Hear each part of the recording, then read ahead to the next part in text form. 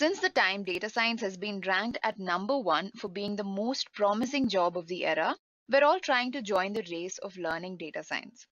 Hi everyone, I'm Zulekha from Edureka and I welcome you to this session on SQL for data science. Today you'll understand how SQL can be used to store, access and retrieve data to perform data analysis. So let's quickly look at the agenda for today. We're going to start with a small introduction to data science. After that, we'll discuss why SQL is needed for data science. Then we'll see what exactly SQL is, and we'll brush up a few basics of SQL. Then we'll finally move on and look at a hands-on where we'll import a huge data set and we'll try to perform data analysis on this data set. So before we get started, make sure you subscribe to Edureka YouTube channel in order to stay updated about the most trending technologies. So let's get started with our first topic, which is Introduction to Data Science. Now, what exactly is data science? Now, data science in simple terms is the process of deriving useful insights from data in order to solve real-world problems or in order to grow a business. Now, data science was introduced because we are generating an immeasurable amount of data. For example, there's a fact that we're generating more than 2.5 quintillion bytes of data every day. And at this pace, it's only going to grow because right now everything runs on data. So the idea behind data science is to take up all this data and derive useful insights or derive knowledgeable insights from this data so that you can grow your business or you can solve a problem. That's what data science is all about. The data is the key in data science. And since we are producing so much data, is the perfect time for you to learn data science. And data science basically covers artificial intelligence, machine learning, natural language processing. All of these processes are covered under data science. So that is one of the reasons why data science has become so popular. Because of the amount of data we're generating, we need methods and technologies that can handle so much data and they can, derive something useful from the data.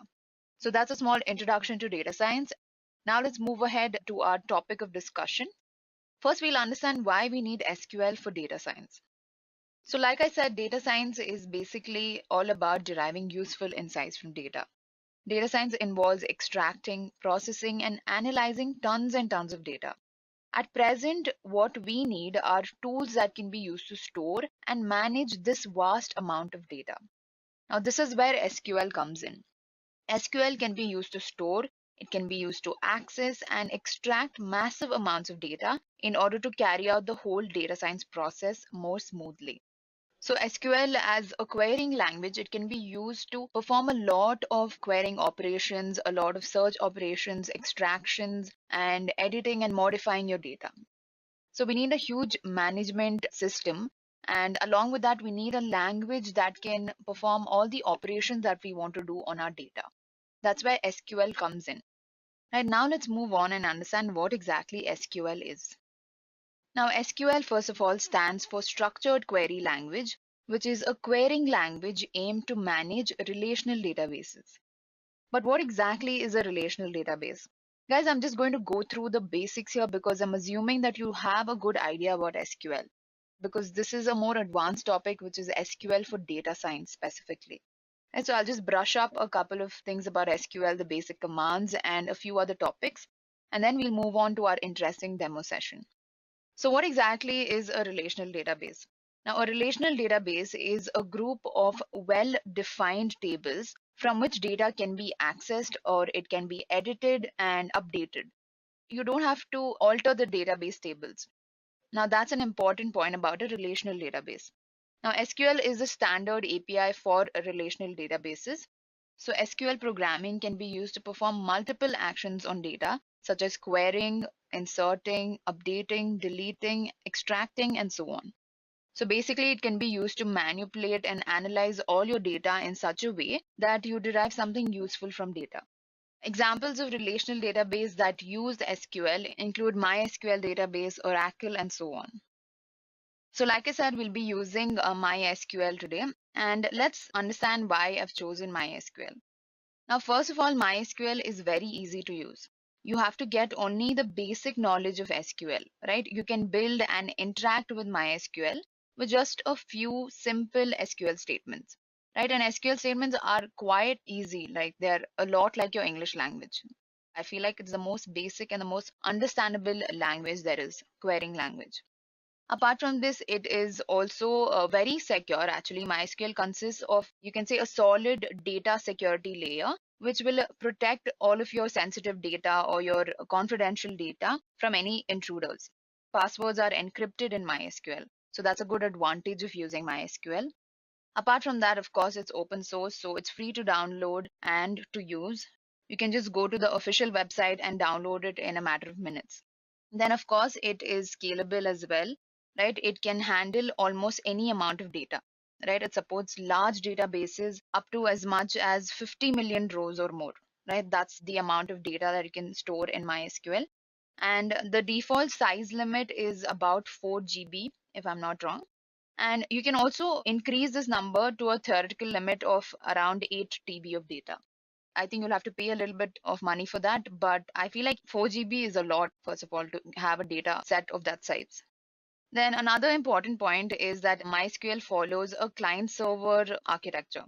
So this is where you basically have your database server, which is your MySQL, and you have many applications and programs as your clients, right? And these communicate with the server. This is where they query data, they save changes, they update the data, and all of that. Not only this, MySQL is compatible on many operating systems. It is easy to run on a lot of operating systems such as Windows, Linux, Unix, and so on. Now, MySQL actually provides a functionality that the clients can run on the same computer as a server, or they can even run on another computer. So basically, communication via a local network or the internet. Another important point is that there are quite a number of APIs and libraries for the development of MySQL applications. So basically, it has support for multiple programming interfaces, right? So client programming, you can use languages like C, C++, Java, Perl, PHP, Python, and so on. Right? All these languages are easily compatible. They provide APIs so that you can integrate and you can perform or you can build applications using these languages. And since Python is one of the best languages for data science, MySQL is perfect for data analysis, storing data, and querying data. You can easily work with MySQL and Python to build applications and query data and all of that. Right? Apart from that, it is also customizable, like I said, and it's also platform independent. Right? It's not only your client applications that can run under a variety of operating systems, but MySQL itself can be executed under a number of operating systems. The most important ones are your Mac operating systems, Linux, Microsoft Windows, and so on. Apart from that, we also have speed, right? MySQL is considered a very fast database program. And this speed is actually being backed up by a large number of benchmark tests. And apart from that, it's highly productive because it uses triggers, it uses stored procedures and views. And this basically allows the developer to give a higher productivity. So these are a few reasons why you should go with MySQL, right? I feel it's one of the most easiest to use and it's one of the most compatible databases that are there. Now let's move on and discuss a couple of basics about MySQL. So we'll discuss the data types which come under MySQL. We have numeric, we have character string, we have bit string, boolean, date and time, and timestamp and interval. Right? Under numeric, it includes integers of various sizes. There is a floating point of various precisions and formatted numbers. Under character strings, these data types either have a fixed or they have a varying number of characters. Now, this data type also has a variable length string, which is called character large object, which is used to specify columns that have large text values. So it supports large text values as well. Apart from that, there is bit string. Now, these data types are either of a fixed length or varying length of bits. Now, there is also a variable length bit string data type, which is called binary large object. Now, this is available to specify columns that have very large binary values, such as, maybe images and so on. Then we have the Boolean data type. Now, this data type, as the name suggests itself, it has true or false values. And since SQL has null values, a three-valued logic is used, which is unknown. That's the third value. Then we have date and time. So the date and time is like any other date variable. The date data type has year, month, and day in the normal date form. And similarly, the time data type has components like hour, minute, and second. Now, obviously, these formats can be changed based on your requirement. Next, we have the timestamp and interval data type. So the timestamp data type includes a minimum of 6 positions for decimal fractions of seconds and an optional with time zone qualifier in addition to your date and time fields. Right, so the interval data type will basically mention a relative value that can later be used to increment or decrement an absolute value of time or date or any of that sort, or basically a timestamp. Right, so you can increment or decrement any absolute value using the interval data type. So guys, this was a little bit information about the different data types that are there. Now let's discuss a little bit of basics of SQL. Like I said, I'm just going to brush up a couple of topics because I'm hoping that you all have a good understanding of the querying language. So let's just brush up a little bit. So first of all, we have the first command, which is create database. Now, this is a very general purpose command, right? It basically creates a new database for you. So the syntax is just create database and the name of your database. Then once you create it, in order to initialize and use it, you just use the command use and the name of the database that you created. And remember that at the end of each command, you have a terminator, which is a semicolon. And also your commands are usually written in capital letters so that you can differentiate your commands from your table columns or table names and all of that. So it's a good practice if you write all your commands in capital letters.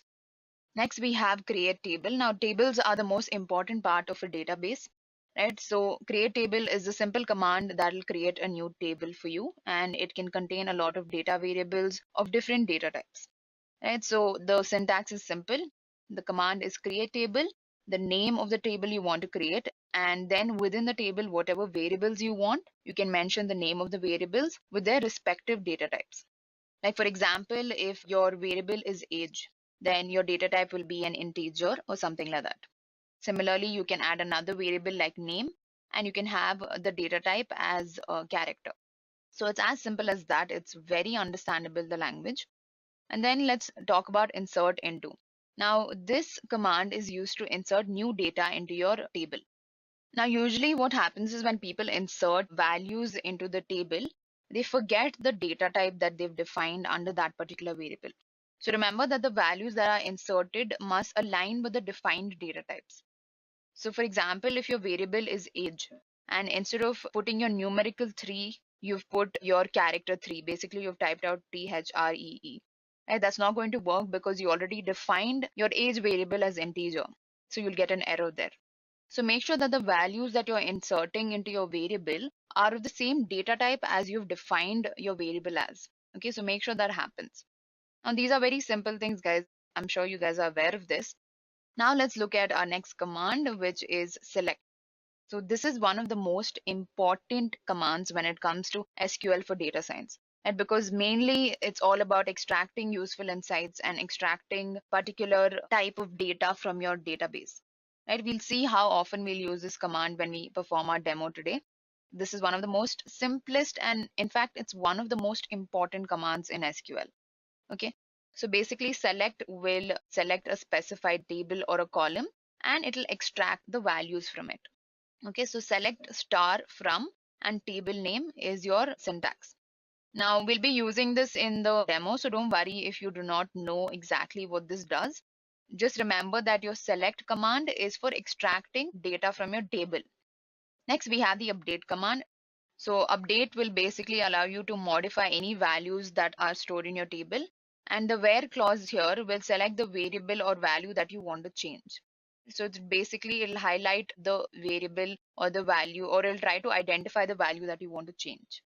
Next, we have the delete command. Now delete will basically delete data from your data set or from your table, as the name itself suggests. So delete from the name of your table and where with a condition. It's as simple as that. Next, we have a drop table. So this command is basically used to delete a table and all the rows in the table. So your table will get deleted from your database. That's what happens with drop table. These were a couple of commands that I thought you should brush up on. I'm sure you guys are already aware of these commands. But in case there are a few of you who don't know much about SQL, I'll leave a couple of links in the description box. You can go through those videos and then maybe come back to this if you're specifically looking for SQL for data science. Now let's get started with our demo, which is quite interesting. So guys, for this demo, I'll be using the MySQL workbench. So it's quite easy to install. It'll just take like 15 to 20 minutes. So once you've installed MySQL, we'll start by creating a database and we'll import a data set into our workbench. So I'm going to import a existing data set, right? I'm doing this because we are doing a more advanced tutorial. This is not about creating tables and extracting values from tables. Instead, this is about deriving useful insight from your data. So usually for data science, you don't have to sit down and create tables and do those basic commands. Instead, you have to explore the data variables. So usually there's a humongous data set that needs to be explored and analyzed in order to derive something useful from it. Right, so that's what we're going to do today. So I've already imported a CSV file. Let me show you what the file looks like. Right, so this is our CSV file, and this basically contains details about employees.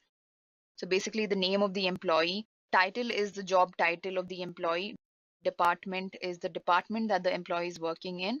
Then we have the annual salary, we have the hiring date, we have the start date in the present position, we have the salary, and we have the employment category, whether you're full-time employee or whether you're part-time employee.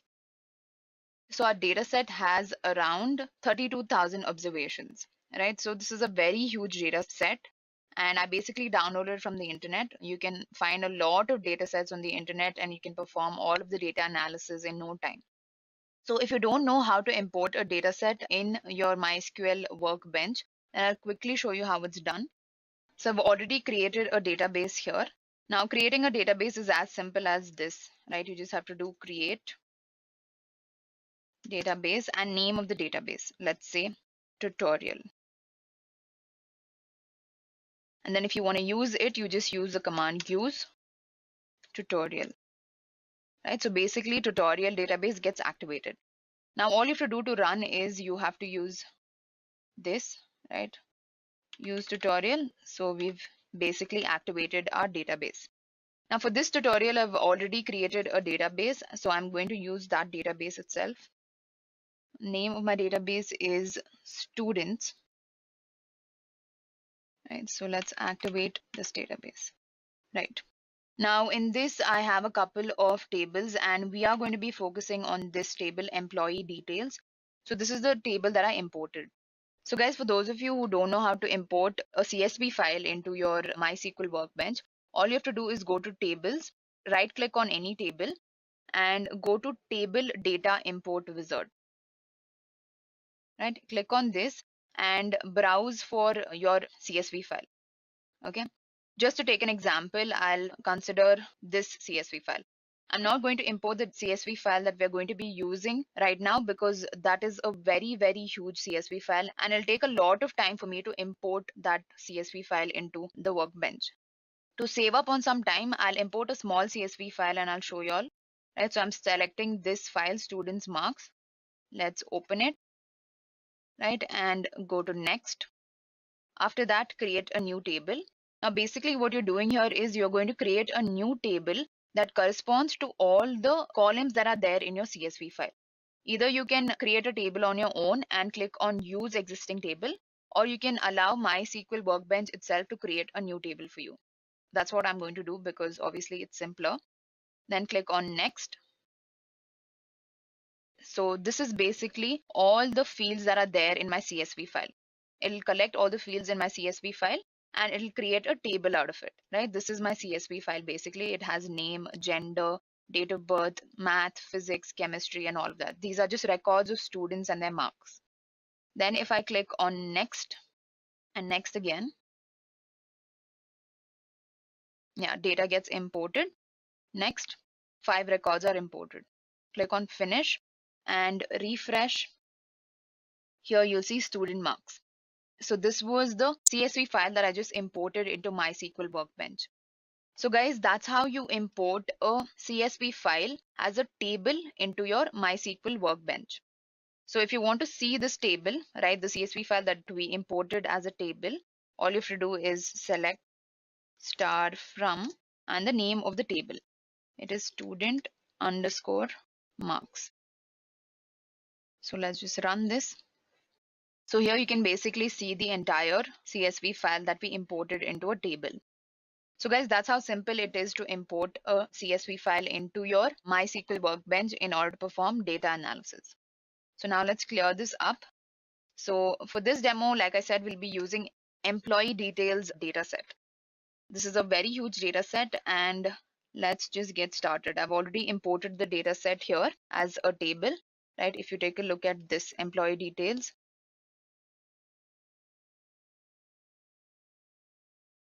so these are the columns in my table. We have name of the employee, title is the job title of the employee, department is the department he works in, salary, annual salary, then we have hiring date, start date, salary basics, and we have employment category. All right, so let's start by performing some sort of data analysis. So first what we'll do is let's just view the entire table that we have. For that, all you have to do is select star from the name of the table.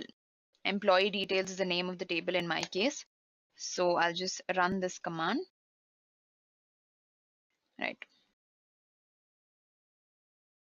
So this is the entire table that just got loaded, right? So this will just extract your entire table for you. Since I did select star from and name of the table, so my entire table is extracted here, right? If you take a look at this, the whole table is being extracted here, right? Now let's do something a little more complex. Now let's write a query to find the salaries of all the employees. For that, what you have to do is select again. Now name of the column that has the salary. Okay, in our case, it is salary annual, right? So let's write that down. Salary annual, right? From the name of your table, employee details. Okay, so let's run this. So this query basically just gave me the salary column in my table, right? Salary annual. This is the salary of all the employees that are there, right? It's as simple as that. Now let's write a query to display the unique designations for the employees. Basically, unique job roles we'll display. So for that, again, we have select because we're extracting. Then we have a keyword called distinct. Since we are trying to display the unique designations, it'll just take the designations that are unique.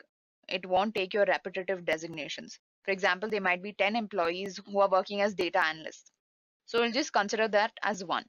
So we're just extracting the unique designations for the employees.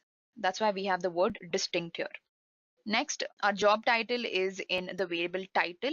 So that's why I've written title here. And then we have from and the name of your table, right? Let's run this command. So here you can see that there are different job titles in our data set. We have sergeant, we have police officer, we have chief contractor, expeditor, we have civil engineer, concrete laborer, we have traffic controller, pool motor. This is police officer and this is police officer assigned as detective. Wow, that's interesting. Right, so basically this query gave us the unique job roles that are there in our data set. Now let's try something else. Let's write a query to display the unique departments with their jobs. So let's extract that. So select again, since we're trying the unique, we're going to use a distinct keyword and we are going to extract the unique departments and the job titles and from the name of the table.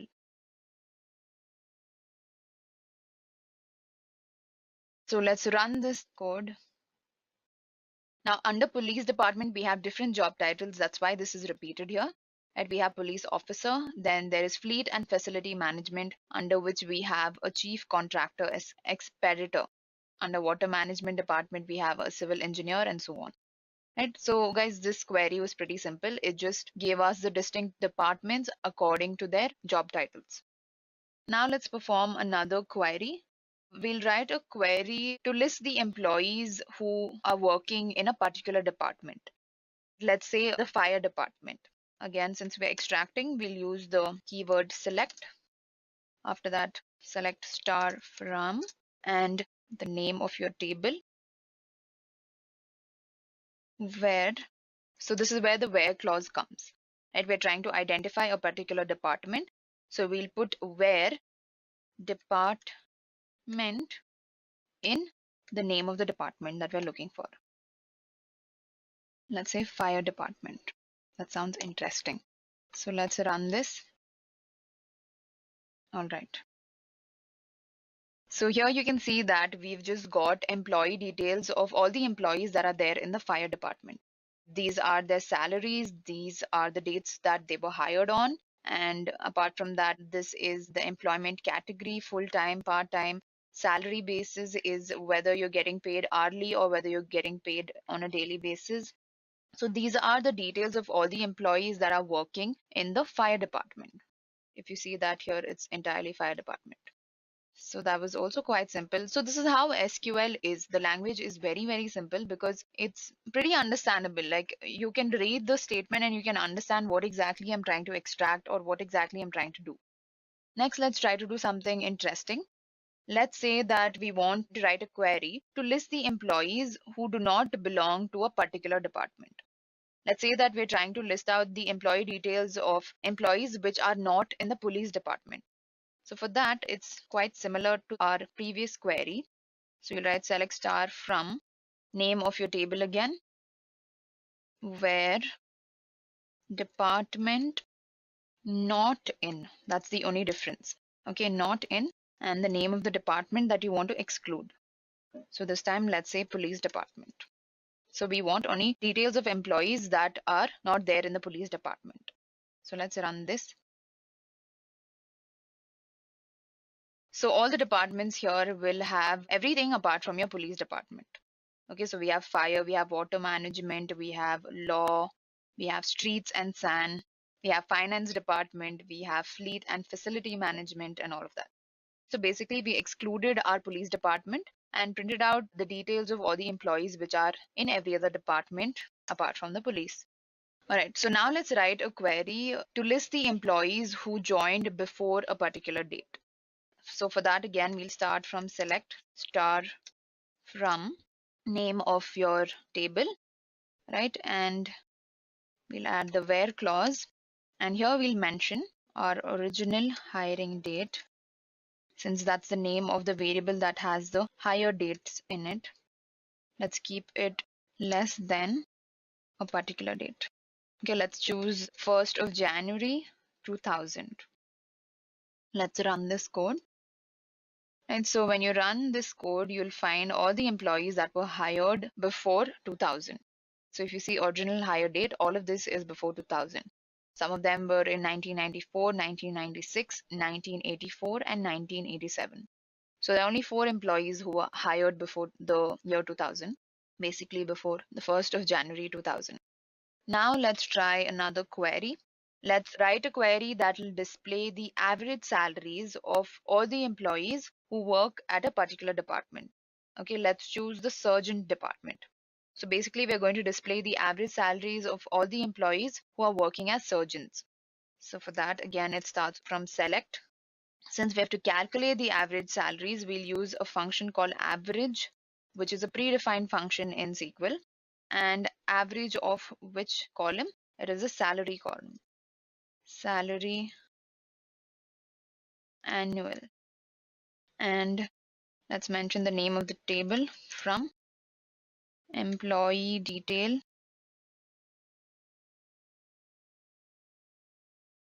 Some error, let's write down the whole statement and then we'll see what the error is.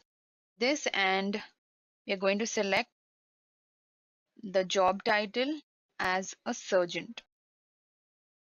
So basically the average salary of a sergeant. Let's run this first and we'll find out what the error is. Okay, there is no error. I have no idea why I'm getting this. So the average salary is around 1,06,000 and change, right, for a sergeant. So now let's try another query. What we can do is we'll write a query to display the details of a particular employee.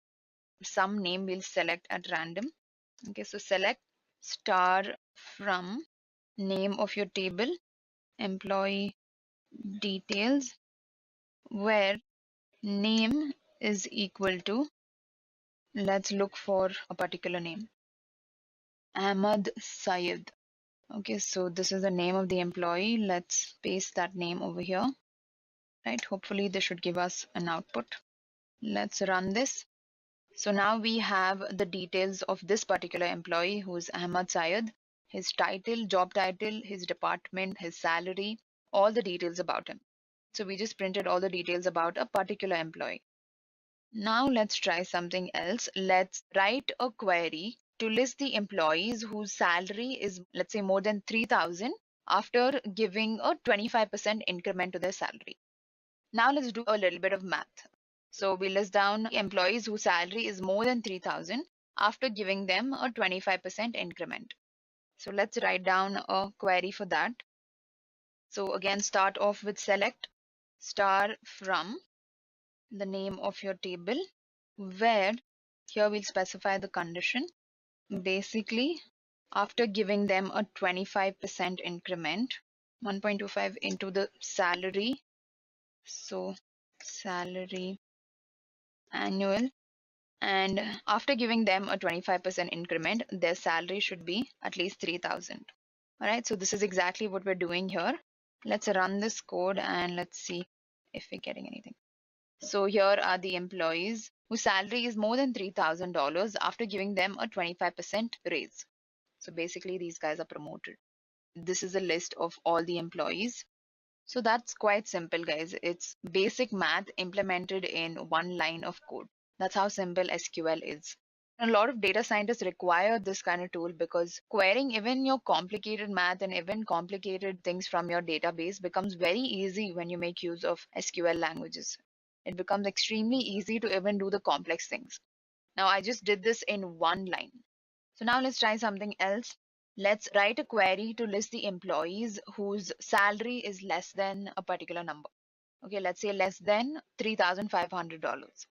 So let's write a query basically for employees whose salary is less than 3,000 or 3,500, where salary annual is less than, let's say, 3,500. So let's run this line of code. All right, so we have a couple of people whose salary is less than 3,000. So we have 2,756, like maximum of these people have 2,756. Okay, so basically this is a list of employees whose annual salary is less than $3,000. That's also quite simple to do. It's just one line of code. Now let's try something else. We'll write a query to list the names and a particular set of details about an employee who joined before a particular date. Let me write it down for you and then we'll understand what exactly I'm doing. So select, okay, now we'll define a variable so that we can basically extract a number of columns. Okay, so let me write this down and then I'll tell you what exactly I did here. Name, and let's also get their salary, right? Original hiring date. Then we'll also get the salary.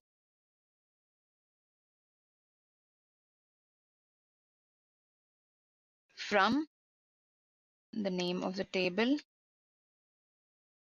where the hiring date, let's say, was lesser than, I'll give a random number, 0102 2008. Now what exactly I'm doing here is I'm basically listing out the name of the employee, the hiring date, and the salary of all the employees that have joined before a particular date. Okay, basically before this date. That's what I've done here. Let's run this line of code and let's see if it works.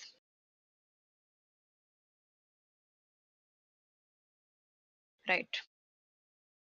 So here we have the name, the hiring date, and the salary of individuals that have joined before a particular date in 2008. So it's as simple as that. Now let's write a query in SQL to list all the employees who joined on a particular date. Okay, let's say we want the details of all the employees who joined on October of 2013 or something like that. For that, again, it starts off with select star from the name of the table. We'll add the where clause along with the hiring date, original hire date, a particular date, let's say 08 2013. Let's run this line of code. So basically we list down employees that were hired on this particular date. Okay, these are details of all the employees that were hired on the same day. So we have around 6 employees that were hired on the 8th of 2013, some date, right? So guys, that's what you see. SQL is a very easy language. You just have to understand what you're trying to extract. That's all. You just have to know like 5 to 10 basic commands.